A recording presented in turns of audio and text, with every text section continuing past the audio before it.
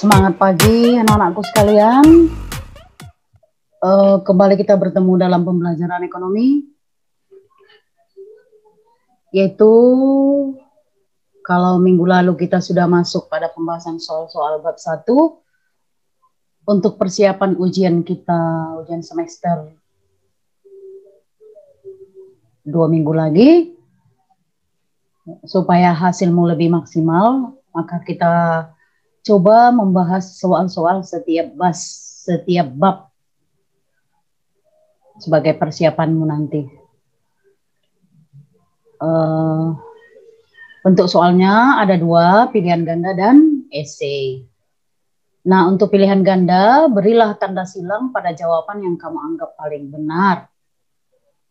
Sebenarnya sih nggak usah lagi saya bacakan, tetapi baiklah supaya lebih memperjelas sehingga kamu lebih mudah dalam menjawabnya nanti. Jadi nanti kamu catat semua soalnya sampai ABCD-nya, kemudian kamu beri tanda silang pada jawaban yang kamu anggap paling benar. Kita mulai dengan nomor 1 anakku. Permasalahan ekonomi modern terdiri dari A, apa dan berapa banyak yang harus diproduksi, bagaimana memproduksi dan untuk siapa diproduksi atau dihasilkan. B, bagaimana mendistribusikannya. C, bagaimana mengkonsumsinya. D, bagaimana meningkatkan hasil produksinya. E, bagaimana meningkatkan dana untuk meningkatkan produksi. Jadi kamu ingat dulu, permasalahan ekonomi modern itu ada 3, apa saja itu. Nah, itu yang diminta di sini anakku. Yang kedua, produksi yang dibuat harus memperhatikan tingkat daya beli konsumen, maksudnya tingkat ekonominya, golongan kaya, golongan miskin, golongan menengah. Kemudian usia konsumennya, usia balita, dewasa, kemudian yang sudah tua atau lansia. Kemudian tempat tinggal konsumennya, di kota, di desa, di pantai, atau di pegunungan. Nah, jika produksinya memperhatikan hal-hal yang tadi, maka hal ini adalah termasuk masalah pokok ekonomi. A, bagaimana menghasilkannya, untuk siapa dihasilkan, berapa banyak yang dihasilkan, apa yang dihasilkan, dan bagaimana menghasilkannya. Jadi kalau kita harus memperhatikan tingkat daya belinya atau uangnya, usianya, tempat tinggalnya, berarti dari 3 masalah pokok ekonomi modern itu apalah yang termasuk kalau kita memperhatikan yang 3 ini. Yang ketiga, tanah merupakan sumber kemakmuran. Sistem produksi sangat sederhana, bersifat kekeluargaan, belum mengenal spesialisasi. Sekali lagi, tanah merupakan sumber kemakmuran. Sistem produksi sangat sederhana, bersifat kekeluargaan, belum mengenal spesialisasi. Ini merupakan ciri ekonomi. Jadi ciri ekonomi apa itu? Yang ciri-cirinya ini, apakah demokrasi, apakah liberal atau bebas, apakah tradisional, apakah terpusat, apakah campuran. Yang keempat, 1, pemerintah lebih mudah mengendalikan perekonomian. 2, mudah melakukan distribusi pendapatan. 3, krisis jarang terjadi. 4, mematikan inisiatif individu. Kelima, sering terjadi monopoli. 6, masyarakat tidak memiliki kebebasan.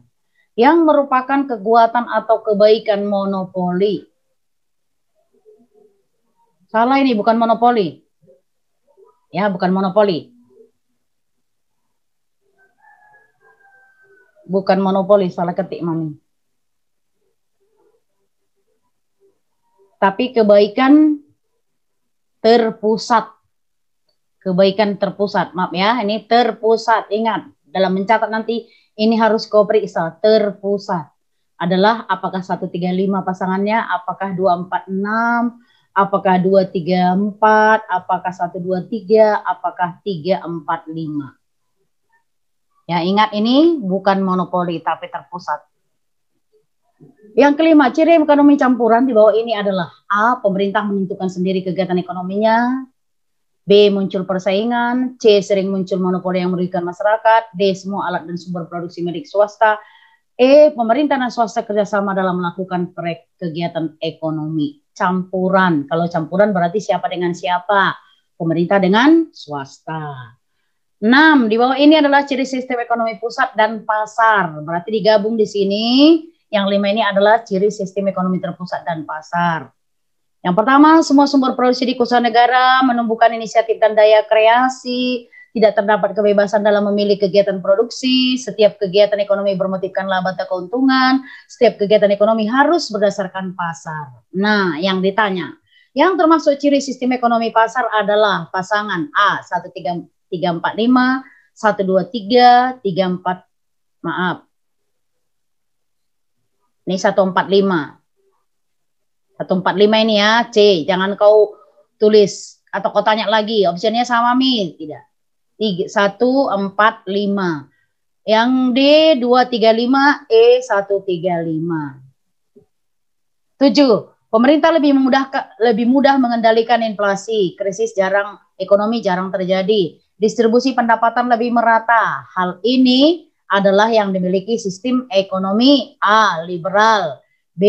Bebas, C. Campuran, D. Tradisional, E. Demokrasi. Jika pemerintah lebih mudah mengendalikan inflasi, krisis ekonomi jarang terjadi, distribusi pendapatan lebih merata, itu ciri sistem ekonomi apa? Oke, kita lanjut nomor 8. Kegiatan ekonomi selalu dilakukan secara bersama oleh pemerintah dan masyarakat sehingga kesejahteraan masyarakat lebih terjamin. Hal ini merupakan ciri sistem ekonomi A. Liberal, B. Kerjasama, C. Campuran, D. Terpusat, E. Tradisional. Kegiatan ekonomi selalu dilakukan secara bersama oleh siapa? Pemerintah dan masyarakat sehingga kesejahteraan masyarakat lebih terjamin. Itu sistem ekonomi apa? Itu yang diminta. 9. Dalam sistem perekonomian di Indonesia, yaitu demokrasi, ditemukan karakteristik di mana perekonomian disusun sebagai usaha bersama berdasarkan atas ajas kekeluargaan. Hal ini ditemukan pada A. Pasal 33 ayat 2, B. Pasal 33 C. Pasal 24, D. Pasal 33 1, E. Pasal 28. Jika ditemukan perekonomian disusun sebagai usaha bersama berdasarkan atas ajas kekeluargaan, itu di mana kamu temukan? Pasal berapa?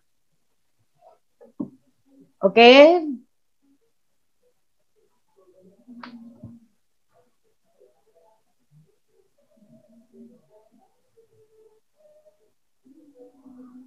Nomor 10, dalam penerapan sistem perekonomian di Indonesia, ada beberapa hal yang harus dihindarkan. Itu dihindarkan berarti karena tidak baik maka dihindarkan.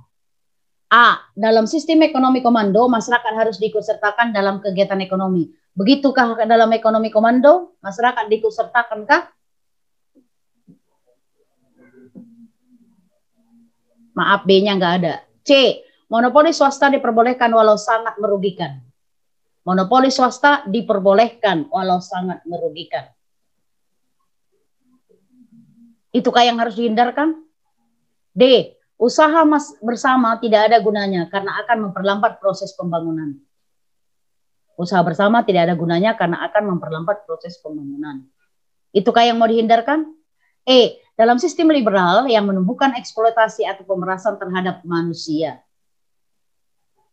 Apakah ini yang harus dihindarkan dalam sistem liberal? Kamu tahu kan liberal? Bebas, berarti dikuasai oleh swasta. Itu yang menumbuhkan eksploitasi dan pemerasan terhadap manusia. Jadi kamu pilih yang mana yang harus dihindarkan dari antara yang 5 ini. Nah, anakku, bagian kedua adalah esai. Esai, tulis soalnya nanti. Nomor 1, kemudian langsung kamu jawab. Nomor 2, tulis soalnya, kamu jawab. Begitu seterusnya. Yang pertama, tuliskan 3 permasalahan ekonomi modern dan sistem ekonomi klasik. Ekonomi modern apa? Ada 3. Ekonomi klasik ada 3. Tuliskan. Yang kedua, tuliskan sistem ekonomi yang kamu pelajari. Ada berapa kamu pelajari? Sistem ekonomi tradisional, dan seterusnya, bla bla bla bla. Yang ketiga, jelaskan sistem ekonomi liberal dan terpusat. Berarti pengertiannya, cirinya masing-masing. Ciri sistem ekonomi liberal itu ada sekian, tuliskan. Ciri ekonomi terpusat itu ada sekian, tuliskan. Yang keempat, jelaskan kebaikan dan keburukan sistem ekonomi terpusat. Berarti kebaikannya dan keburukan ekonomi terpusat kamu tuliskan. Kalau ada 5 ya silahkan tuliskan 5. Yang kelima, jelaskan kebaikan dan keburukan sistem ekonomi liberal. Ekonomi liberal itu punya kebaikan dan juga punya keburukan, tuliskan. Nah, demikian anakku. Semoga dengan kita bahasnya soal setiap bab ini, persiapan kamu dalam mengikuti ujian semester nanti lebih mantap lagi sehingga mendapatkan hasil yang maksimal. Oke anakku, selamat bekerja, tetap semangat dan stay at home.